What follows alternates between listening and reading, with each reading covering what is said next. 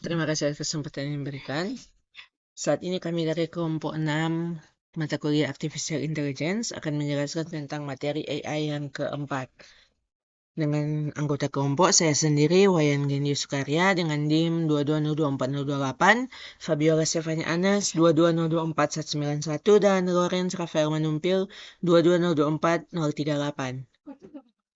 Nah, saat ini saya Wayan Genius Sukarya dengan NIM 22024 akan menjelaskan tentang permodelan dalam manajemen sistem strategis atau MSS. Permodelan dalam MSS merupakan proses penting untuk membantu organisasi dalam mengelola sistem strategis mereka dengan lebih efektif. Permodelan digunakan untuk memahami, menganalisis, dan memprediksi perilaku sistem, serta untuk mengembangkan strategi yang lebih baik di kemudian hari. Kita masuk pada model statistik. Dalam hal ini adalah analisis regresi. Analisis regresi merupakan teknik statistik yang memungkinkan kita untuk menyelidiki hubungan antara variabel independen dan variabel dependen.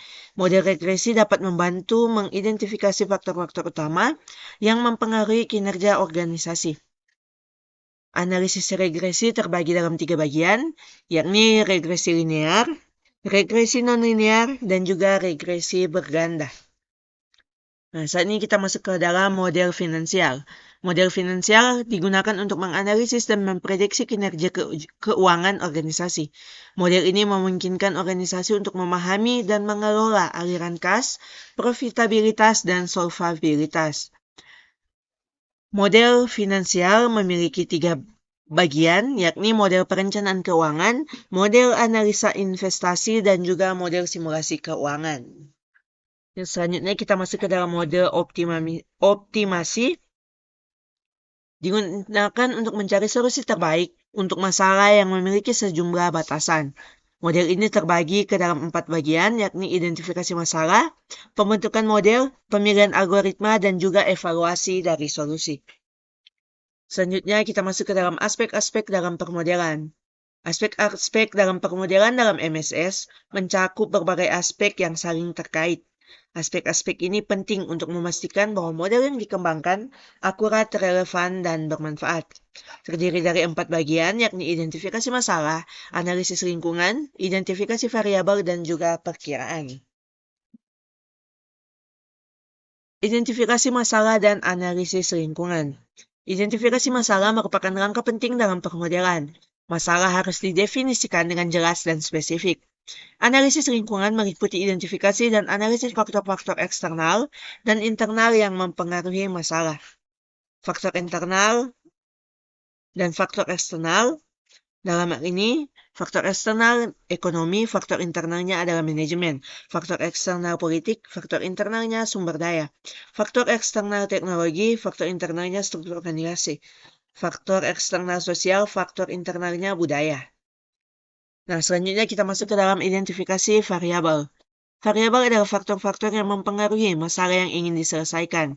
Terdiri dari 3 bagian, yakni variabel dependen atau variabel yang ingin diprediksi atau diubah, variabel independen yang mempengaruhi variabel dependen, dan ketiga variabel kontrol, variabel yang tidak menjadi fokus utama tetapi dapat mempengaruhi hasil. Selanjutnya kita masuk ke dalam perkiraan atau forecasting. Perkiraan merupakan proses memperkirakan nilai variabel di masa depan. Teknik perkiraan dapat membantu organisasi dalam membuat keputusan yang lebih baik berdasarkan informasi yang lebih akurat. Terdiri dari 4 bagian juga, yakni pengumpulan data, pemilihan teknik, pembuatan perkiraan, dan evaluasi perkiraan. Selanjutnya kita masuk ke dalam manajemen model. Manajemen model meliputi proses pengembangan, implementasi, dan pemeliharaan model. Manajemen model yang efektif memastikan bahwa model tetap relevan dan juga akurat. Terdiri dari 3 bagian, yakni pengembangan model, implementasi model, serta pemeliharaan model. Di model juga terdapat 2 bagian, yakni model status dan model dinamis. Model status menggambarkan sistem pada satu titik, sedangkan model dinamis menggambarkan perubahan sistem selama periode waktu tertentu. Memiliki 2 metode analisis, yakni analisis statis dan juga analisis dinamis. Nah, saat ini kita masuk ke dalam keputusan dalam ketidakpastian, kepastian, dan juga resiko. Dalam dunia bisnis dan kehidupan sehari-hari, kita sering dihadapkan pada situasi yang membutuhkan pengambilan keputusan. Memahami jenis-jenis situasi keputusan, baik itu dalam kondisi pasti, tidak pasti, berisiko, dan sangat penting untuk mencapai hasil yang optimal. Terdapat 6 bagian dalam proses pengambilan keputusan, yakni identifikasi masalah, kumpulkan informasi, evaluasi alternatif, pilih alternatif, implementasi, dan juga evaluasi. Nah, sampai di sana pembahasan kita untuk MSS di bagiannya saya untuk materi AI yang keempat. Demikian dan terima kasih. Baiklah, nama saya Lawrence Rafael Manumpil dengan NIM 22024038. Saya akan menjelaskan dari klasifikasi situasi keputusan.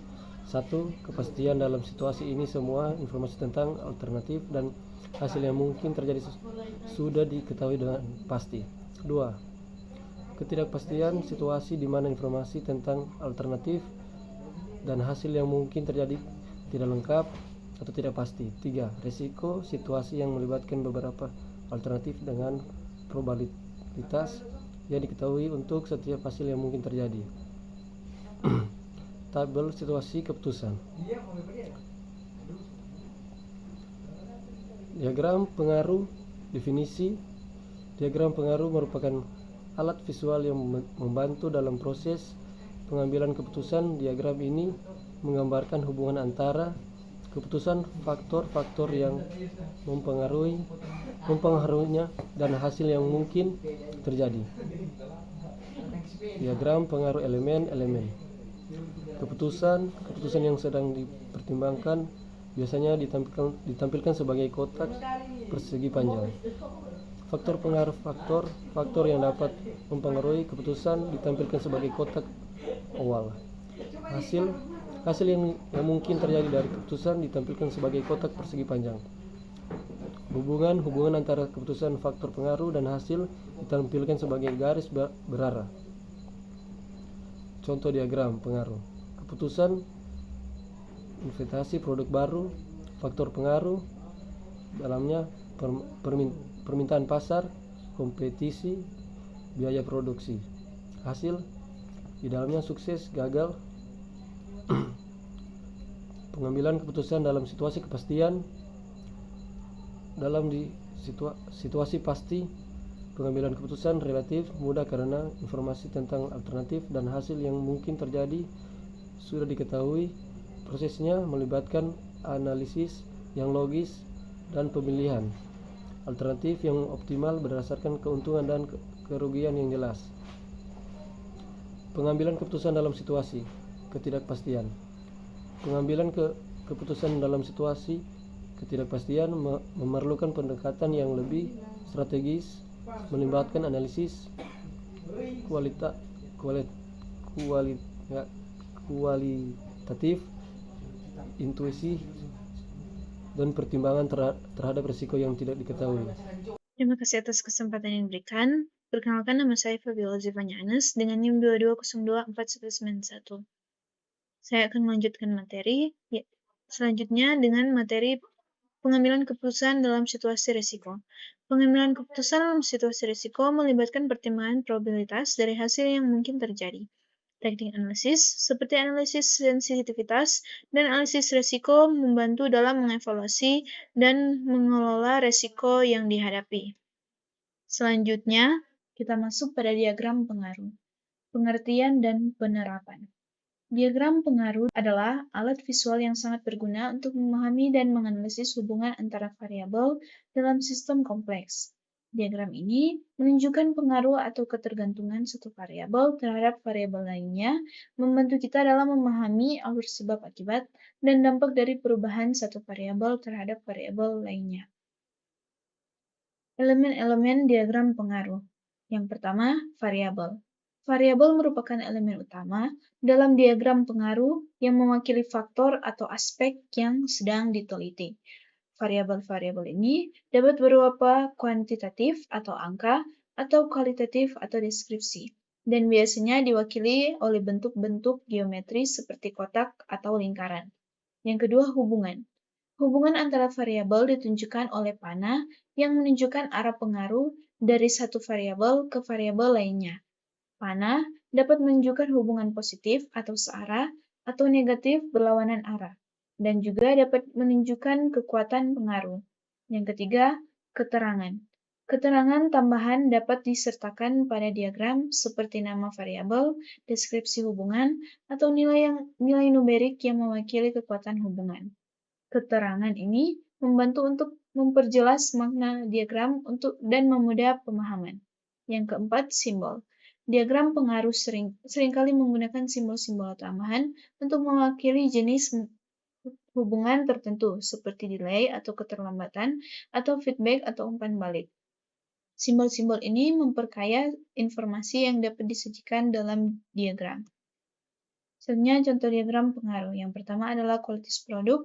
Kualitas produk yang tinggi berdampak positif terhadap kepuasan pelanggan. Yang kedua, harga. Harga yang kompetitif dan terjangkau meningkatkan kepuasan pelanggan. Yang ketiga, layanan pelanggan. Layanan pelanggan yang baik dan responsif meningkatkan kepuasan pelanggan.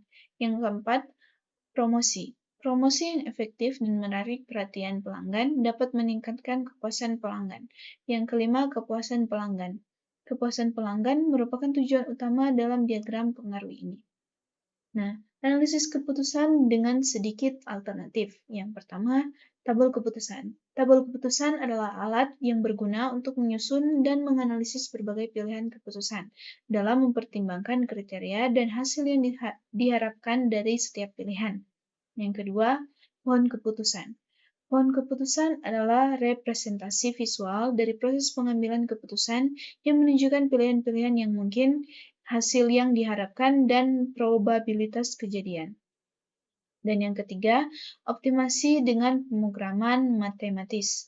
Pemrograman matematis adalah metode yang digunakan untuk menemukan solusi optimal untuk hasil yang melibatkan banyak variabel dan batasan, dengan menggunakan algoritma dan persamaan matematis.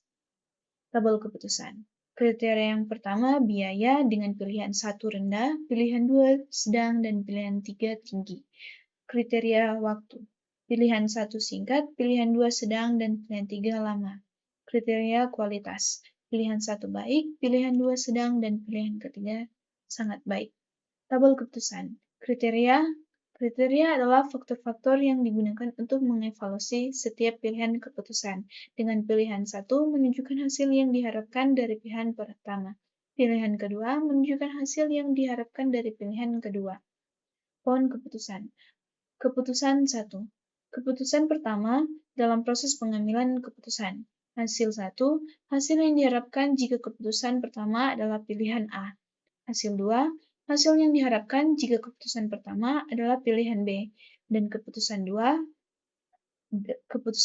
dalam proses pengambilan keputusan yang hanya berlaku jika hasil pertama tercapai. Optimasi dengan pemrograman matematis. Model matematis. Pemrograman matematis menggunakan model matematis untuk mewakili masalah yang ingin dioptimalkan, meliputi variabel, batasan, dan fungsi tujuan. Yang kedua, algoritma. Algoritma pemrograman matematis digunakan untuk menemukan solusi optimal untuk masalah yang dimodelkan dengan mempertimbangkan batasan dan fungsi tujuan. Ketiga, perangkat lunak. Perangkat lunak pemrograman matematis membantu dalam memecahkan masalah yang kompleks dengan menyediakan antarmuka yang user-friendly dan algoritma yang efisien. Dan yang terakhir, interpretasi. Interpretasi hasil dari pemrograman matematis penting untuk memahami solusi optimal dan mengimplementasikannya dalam konteks yang relevan. Linear Programming atau LP atau rumus LP. Linear Programming adalah salah satu model pemrograman matematis yang paling umum digunakan untuk memecahkan masalah optimal dengan batasan linear. Rumus LP umumnya ditulis dalam bentuk seperti ini, dan di mana Z adalah fungsi tujuan yang ingin dioptimalkan. X1, X2, sampai seterusnya, hingga X sub N adalah variabel keputusan. C1, C2, sampai seterusnya, hingga C sub N adalah koefisien fungsi tujuan. A11, A12 sampai AMN adalah koefisien batasan. B1, B2 sampai Bm adalah nilai batasan. Masuk pada simulasi dalam DSS. Simulasi merupakan alat penting dalam Decision Support System atau DSS. Dengan meniru proses nyata, simulasi memungkinkan pengambilan keputusan yang lebih baik dengan memahami potensi konsekuensi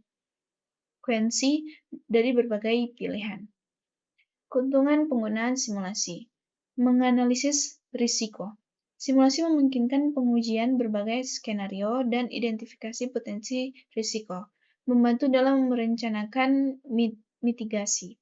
Yang kedua, meningkatkan efisiensi. Simulasi memungkinkan optimasi proses dan sistem untuk meningkatkan efisien dan mengurangi pemborosan sumber daya. Ketiga, mempromosikan kreativitas. Simulasi mendorong eksplorasi solusi baru dan pendekatan kreatif dalam memecahkan masalah yang kompleks. Keempat, meningkatkan kualitas keputusan. Simulasi memberikan wawasan yang lebih baik tentang konsekuensi dari berbagai keputusan, menghasilkan pilihan yang lebih tepat. Kerugian penggunaan simulasi. Yang pertama adalah kompleksitas, yang dimana membangun model simulasi yang akurat dan representatif dapat menjadi proses yang kompleks dan memerlukan keahlian yang khusus. Yang kedua, yaitu biaya. Pengembangan dan pemeliharaan model simulasi biasanya mahal, terutama untuk simulasi yang kompleks. Dan yang terakhir, yaitu adalah waktu. Pembangunan dan menjalankan simulasi bisa memakan waktu, terutama untuk simulasi yang kompleks dan melibatkan banyak data. Senyap pemrograman heuristik dalam DSS. Yang pertama, pengertian heuristik. Heuristik merupakan pendekatan pemecahan masalah yang mengandalkan aturan praktis dan pengalaman untuk menemukan solusi yang cukup baik, meskipun tidak optimal. Yang kedua, keuntungan heuristik. Heuristik cocok untuk masalah yang kompleks dan tidak memiliki solusi analisis. Heuristik menawarkan solusi yang relatif cepat dan mudah diterapkan. Yang ketiga, contoh heuristik. Contohnya dalam pencairan rute. Algoritma pencairan terpendek bisa diimplementasikan dengan heuristik untuk menemukan rute yang cukup baik dengan waktu komputasi yang lebih singkat. Dan yang keempat, kenapa menggunakan heuristik? Heuristik cocok digunakan saat diperlukan solusi yang cepat dan sederhana, meskipun tidak optimal. Heuristik bisa menjadi solusi yang efektif untuk masalah dengan kompleksitas yang sangat tinggi.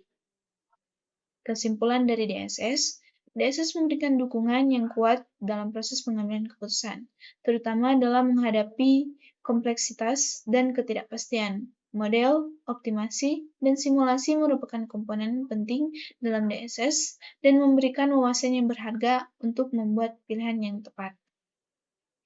Nah, sekian dari kelompok kami. Jika ada salah kata atau penyebutan, mohon maaf.